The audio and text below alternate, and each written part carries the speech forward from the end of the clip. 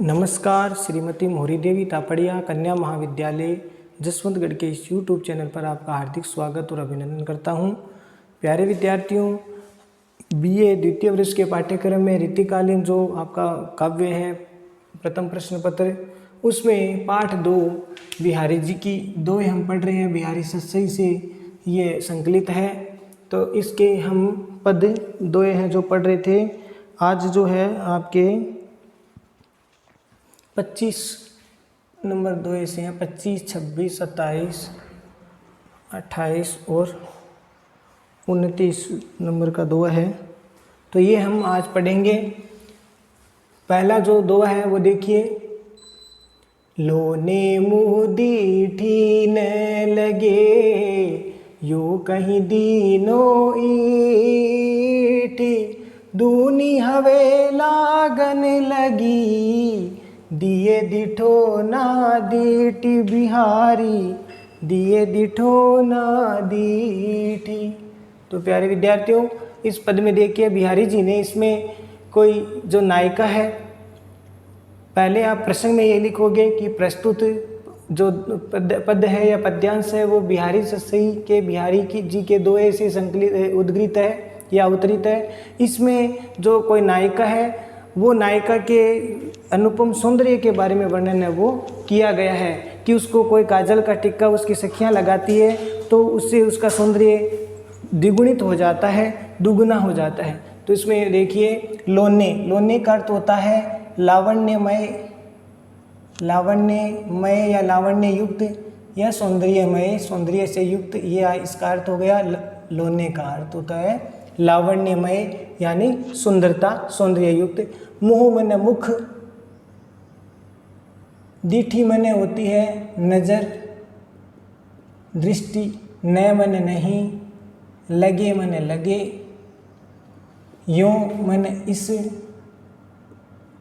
कहीं मने विचार करके, कह करके यानी विचार करके, सोच करके, सोच करके, विचार करके। दीनों मने दिया। ईठी, ईठी का अर्थ होता है इष्ट, या फिर यहाँ पर अर्थ आएगा हित चाहने वाली सखी, हित चाहने वाली सखी के लिए आया है।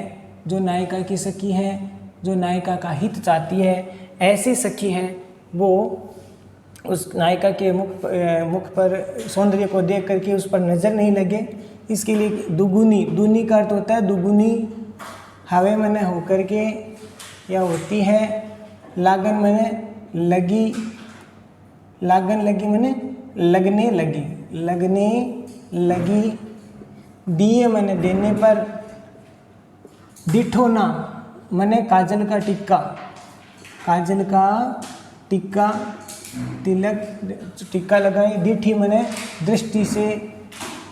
तो इसमें देखिए कोई नायिका की जो सखियां हैं वो एक सखी दूसरी सखी से बात करती कह रही है कि नायिका के सुंदर मुख पर किसी की नज़र नहीं लगे, दीठी न लगे, नायिका के सुंदर मुख पर किसी की नज़र नहीं लगे, इस विचार से यूँ कहीं दीनों ईठी यानी हित चाहने वाली जो सखी है उन्होंने इस विचार से क्या किया, दिए दिठो ना दीठी, नायिका के सुंदर मुखमंडप पर काजल का टिक्का है वो लगा दिया। लेकिन ये तो था नज़र से बचाने के लिए काजल का टिक्का लगाया, लेकिन नायिका उससे और अधिक सुंदर लगने लगी।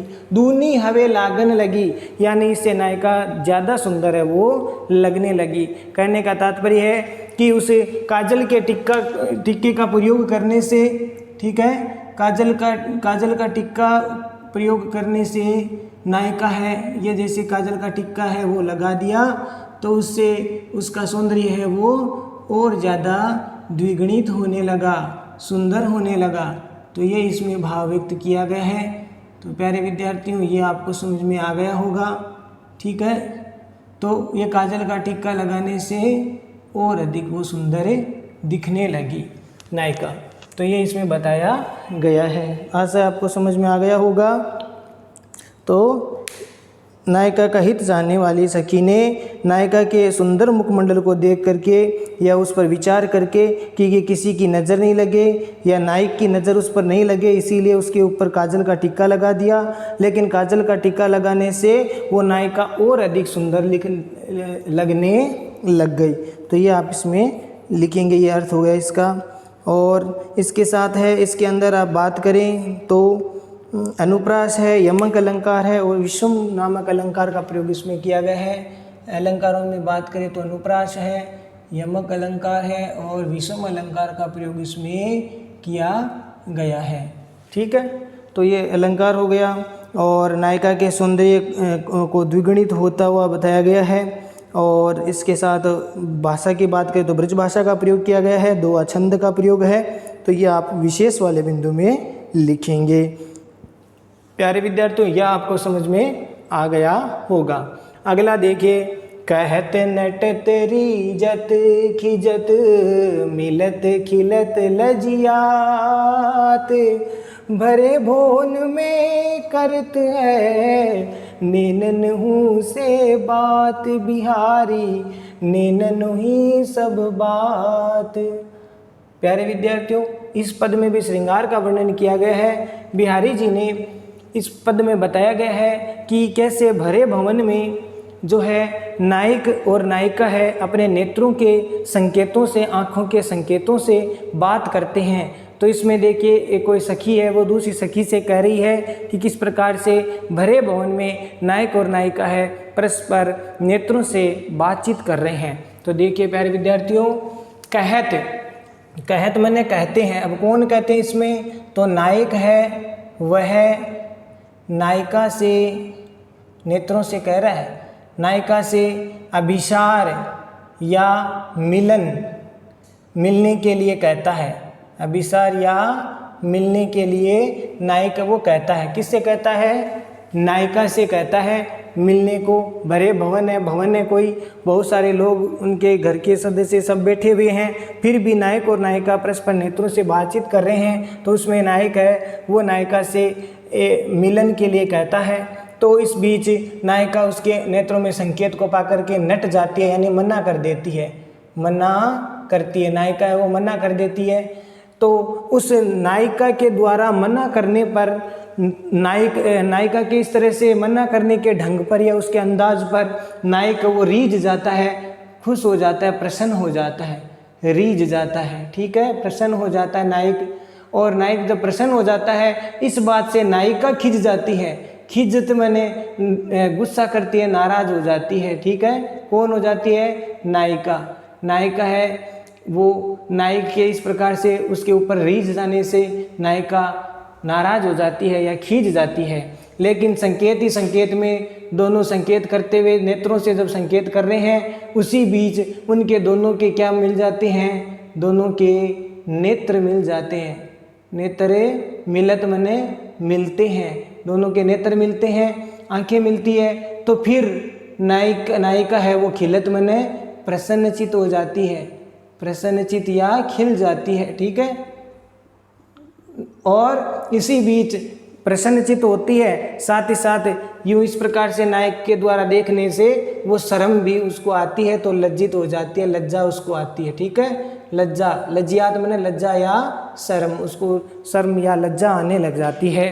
तो इस प्रकार से देखो बिहारी जी ने इस पद में बहुत श्रृंगार का वर्णन वो किया है।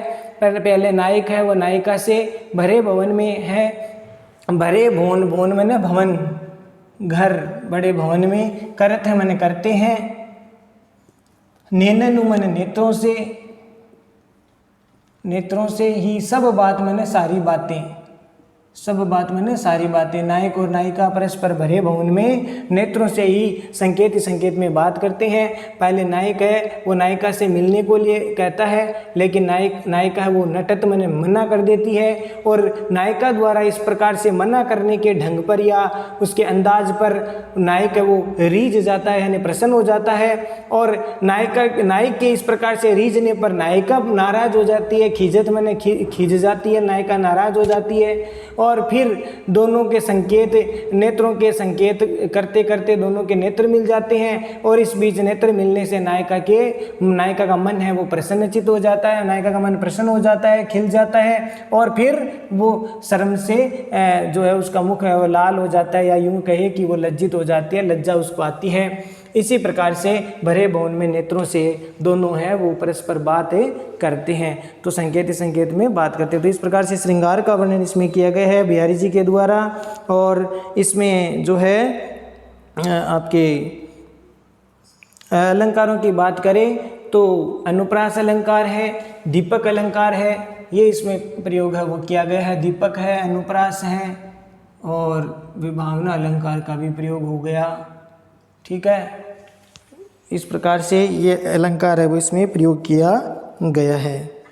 ठीक है, और अगला जो पद है भाषा वो आप लिख देंगे, ब्रजभाषा दुआ छंद है, ये विशेष वाले बिंदु में आपको लिखना है। अगला देखिए, नेहु नैननु को कछु, नेहु नैननु को कछुपजी बड़ी बलाए, नीर भरे नित प्रति रहे, तउन प्यास बुझाए बिहारी, तउन प्यास बुझाए। तो प्यारे विद्यार्थियों, नेहु का अर्थ होता है स्नेह, प्रेम। तो यहाँ स्नेह रूपी तेल के लिए भी काम इसमें आया है, स्नेह तेल को भी कहते हैं। ठीक है, तो यहाँ प्रेम रूपी तेल, न मन नहीं या प्रेम नहीं है, और नैननु मन, नैननु को मतलब नेत्रों को, आँखों को, नैननु मन नेत्रों को यानी आँखों को, कछु मन कुछ, उपजी मन उत्पन्न हुई है, बड़ी बलाए, बड़ी मन बड़ी बलाई का अर्थ हो गया कष्ट, पीड़ा या बीमारी।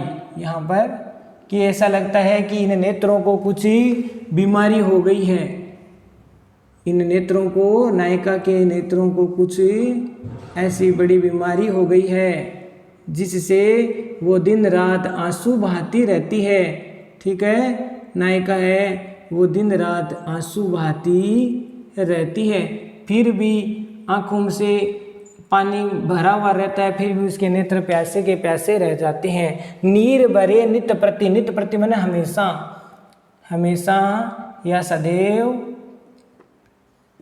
नीर भरे माने आँखों में आंसू है वो, आँखों में अश्रुपात होता रहता है, सजल रहती आँखें आंसुओं से भरी रहती है। तव मैंने तो भी, न मैंने नहीं, प्यास बुझाए मैंने प्यास बुझती है।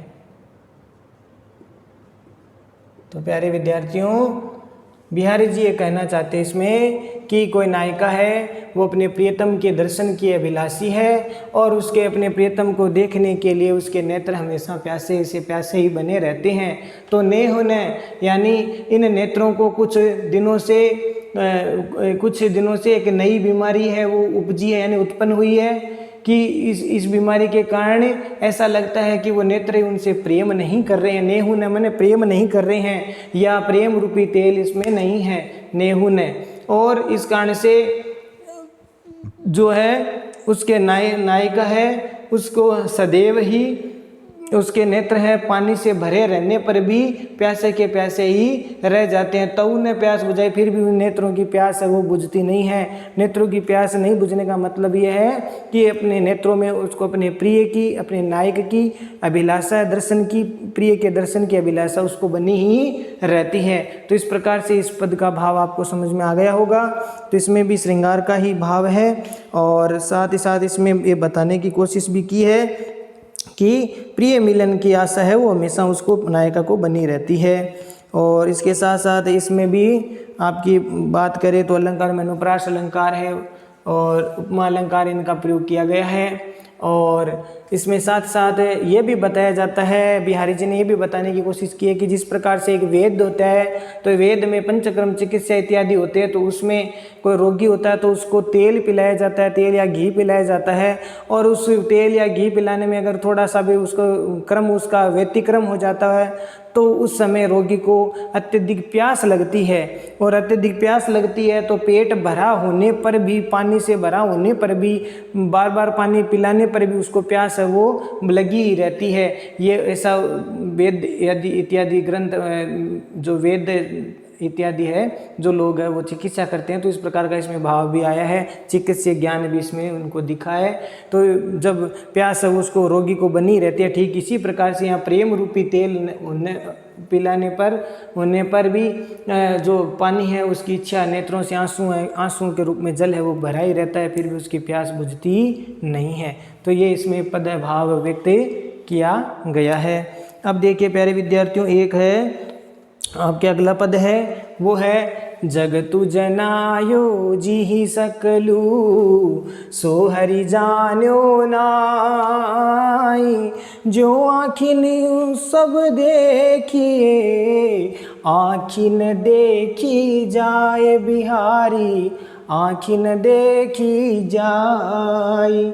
तो प्यारे विद्यार्थियों इसमें देखिए, इसमें बताया है जो परम ब्रह्म परमात्मा जो ब्रह्म है वो पूरे अखिल विश्व का निर्माण करता है, इस विश्व पूरे सृष्टि की रचना करता है, लेकिन वो तो सब समस्त जगत को दिखाता है, समस्त जगत को निर्माण करके समस्त जगत को इंद्रियों से जानने वाला बना देता है, लेकिन कोई उस ब्रह्म को नहीं जान सकता। जो बनाने वाला है, नियता है, विधाता है, ब्रह्म है, उसको कोई नहीं जान सकता। तो इसमें यही बात बताने की कोशिश बिहारी जी ने की है। ये भक्ति भाव का पद आ गया बीच में, ये भक्ति भाव का पद है। ऊपर वाले श्रृंगार के आ गए तो अब बीच में देखिए भक्ति भाव के पद है। तो देखिए जगतु, जगतु माने इस संसार को, संपूर्ण विश्व को, ठीक है ना, संपूर्ण विश्व को, ब्रह्मांड को, सृष्टि को, ठीक है, ब्रह्मांड कह सकते हो, विश्व कह सकते हो, जगत संसार कह सकते हो। जनायो माने इंद्रिय ज्ञान से, इंद्रियों के ज्ञान से युक्त,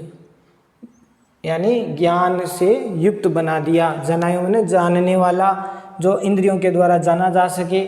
जी मैंने जिन्होंने, अब जिन्होंने शब्द किसके लिए आया? ब्रह्म के लिए आया है। सकलु या विधाता के लिए, ईश्वर के लिए आया, भगवान के लिए आया है। उस ईश्वर या ब्रह्म ने पूरे ब्रह्म इस सृष्टि का निर्माण किया है। सकलु मैंने सारे, संपूर्ण, ठीक है, सकलु मने संपूर्ण, इस संपूर्ण विश्व को जिस ब्रह्म ने इंद्रियों से ज्ञान से युक्त बनाया, यानी समस्त जगत को बना करके और उस जगत को सभी लोग जान सकते हैं, ऐसा इंद्रियों से जानने वाला बना दिया है। सो मने वह, हरि मने ईश्वर या ब्रह्म, जान्यो मने जान, नाही मने नहीं, यानी कोई उस ईश्वर को जान नहीं सकता। समझ में आया? इसमें यह कहना चाहते हैं कि ब्रह्मा तो सृष्टि का तो निर्माण कर लिया और सृष्टि को, हमारे मनुष्य को जानने योग्य बना दिया, लेकिन उस ब्रह्म को या उस हरि को कोई नहीं जान सकता।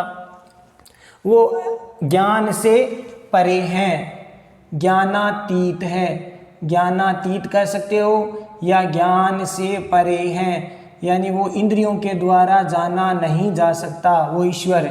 लेकिन उन्होंने सृष्टि का या संपूर्ण विश्व का जो निर्माण किया है उसको सब जान सकते हैं, उसको इंद्रियों के द्वारा देखा जा सकता है, ठीक है, लेकिन उस हरि को कोई नहीं जान सकता। जो आँखिन, अब देखो उदाहरण दिया, दृष्टांत दिया बहुत अच्छा बिहारी जी ने। जो मने जैसे, आँखिन मने नेत्रों से या आँखों से, सब देखिन मने सब देखती है। जैसे आँखें हैं वो सब कुछ देखती है, लेकिन आँखें स्वयं को नहीं देख पाती। आँखें न मने नहीं, देखी जाए मने देख पाती है, देख पाती है या देखी नहीं जा सकती। यानी आँखें तो सबको देखती है, आँखों से सब दिखाई देता है, लेकिन आँखें खुद को नहीं देख पाती। ये बात इसमें बताई गई है, नेत्र स्वयं को नहीं देख पाते। तो यही बात इसमें बताया है कि जो ब्रह्म ने पूरे विश्व को इंद्रियों से युक्त बनाया, इंद्रियों से जानने योग्य, ज्ञान से ज्ञान के द्वारा जाना जा सकता है, ऐसा बनाया है, लेकिन उस हरि को कोई नहीं जान सकता। ठीक उसी प्रकार से जैसे नेत्रों से, आँखों से सब कुछ देखा जा सकता है, लेकिन इन आँखों के द्वारा आँखों को नहीं देखा जा सकता। ये बात इसमें बताया। तो उस अजन्म में जो ब्रह्म है उसको ज्ञान से परे इसमें बताया गया। विशेष वाले बिंदु में आप लिख सकते हो कि ब्रह्म है वो ज्ञानातीत है, ज्ञान से परे है। और साथ ही साथ इसमें बात करें तो आपके दृष्टांत अलंकार का भी प्रयोग इसमें किया गया है, ठीक है, विरोधाभास अलंकार का भी प्रयोग किया गया है, क्योंकि जो आँखें हैं वो ज्ञान से परे इसमें बता दिया। जो संपूर्ण जगत को तो जाना जा सकता है, लेकिन उसको नहीं जाना जा सकता। तो ये विरोध का सा भाव इसमें व्यक्त किया गया है। तो यहाँ पर अलंकारों की बात करें तो अनुप्रास तो है ही है, साथ ही साथ विरोधाभास अलंकार भी है और दृष्टांत दिया है आँख के माध्यम से, तो विरोधाभास अलंकार है, दृष्टांत भी है इसके अंदर। तो ये इसमें भाव व्यक्त किया गया अलंकार है, इसमें आप लिखेंगे। ठीक है प्यारे विद्यार्थियों, और कम शब्दों में ये भी लिख सकते हैं कि इस पद में बिहारी जी ने बहुत ही कम शब्दों में, अल्प शब्दों में बहुत कुछ समझाने की कोशिश की। यानी ऐसे भी बिहारी जी के बारे में कहा जाता है कि बिहारी जी के दोए गागर में सागर भरने वाले हैं। बहुत कम शब्दों में बहुत व्याख्या वो कर सकते हैं, वर्णन कर सकते हैं। ये बिहारी जी की विशेषता थी, इनके दोओं की विशेषता थी। ठीक है, तो दो ही पंक्तियों में बहुत कुछ कह जाते थे। और इसके साथ आप अगला जो पद है वो देखिए। दीर्घ सांस न ले ही दुख सुख साई न भूली, दई दई क्यों कर तू है, दई दई सु कबूली बिहारी, दई दई सु कबूली। इसमें बिहारी जी ने संसार में आने वाले सुख और दुख के लिए बार बार हाय देव न कहने की बात कही है, क्योंकि हम थोड़े से भी दुख की प्राप्ति होते ही हम हाय ईश्वर, हाय भगवान ऐसे करने लग जाते हैं। तो ये भाव इसमें बताया गया कि जो ईश्वर ने हमें भेंट कर दिया, जो दे दिया, बस उसी में संतोष कर लेना चाहिए, उसकी कृपा मान करके हमें मान लेना चाहिए, उसकी कृपा माननी चाहिए। चाहे वो दुख दे या सुख दे, हमें दोनों ही भाव स्वीकार कर लेने चाहिए। वो ईश्वर है, वो जैसा हमें रखता है वैसा हमें रहना चाहिए। इसमें यही बात है, एक भजन गाते ना कि सीताराम सीताराम सीताराम कहिए, जाहि विधि राखे राम ताहि विधि रहिए, सीताराम सीताराम सीताराम कहिए, जाहि विधि राखे राम ताहि विधि रहिए। तो ऐसे इसमें बात बताई गई है कि जिस भाव से भगवान रखते हैं सुख और दुख में, उसी प्रकार से हमें स्वीकार कर लेना चाहिए। दीर्घ मैंने गर्म या लंबी, ठीक है, लंबी लंबी सांस जो दुख में लेते हैं, लंबी सांस, दीर्घ सांस मैंने लंबी लंबी सांस, न मैंने नहीं, ले ही मैंने लेओ, लेना चाहिए, लेना। दुख सुख, दुख में लंबी सांस से मत लो, आहे मत भरो, लंबी लंबी सांस से मत लो, दुख में व्याकुल मत हो। और सुख साईं न भूल, साईं मैंने भगवान, साईं का अर्थ होता है भगवान। तो सुख में भगवान को न मैंने नहीं, और भूली मैंने भूलो, भगवान को सुख में भूलिए मत। और दुख में ईश्वर के द्वारा अगर दुख भी मिल गया तो हमें अब उसमें दुख से व्याकुल नहीं होना चाहिए। लंबी सांसें मत लीजिए और सुख में ईश्वर भगवान को भूले नहीं। ठीक है ना। ऐसे तुलसीदास जी ने बताया ना, सुख दुख में सुमिरन सब करे, सुख में करे न कोई, जो सुख में सुमिरन करे तो दुख काहे को होए रे तुलसी, दुख काहे को होए।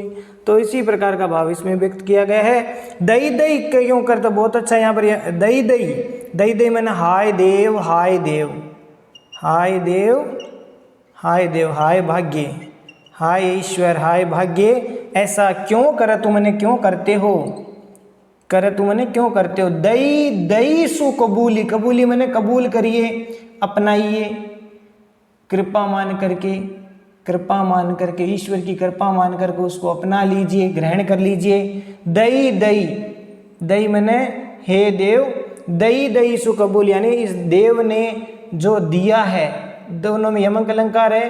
पहले दई का अर्थ हो गया देव, भगवान ने जो दई मैंने दिया है, सु मैंने वह, कबूली मैंने कबूल कर लीजिए, उसको कृपा मान करके अपना लीजिए। तो प्यारे विद्यार्थी इसमें यमक अलंकार है और दई दई में पुनरुक्ति प्रकाश अलंकार है।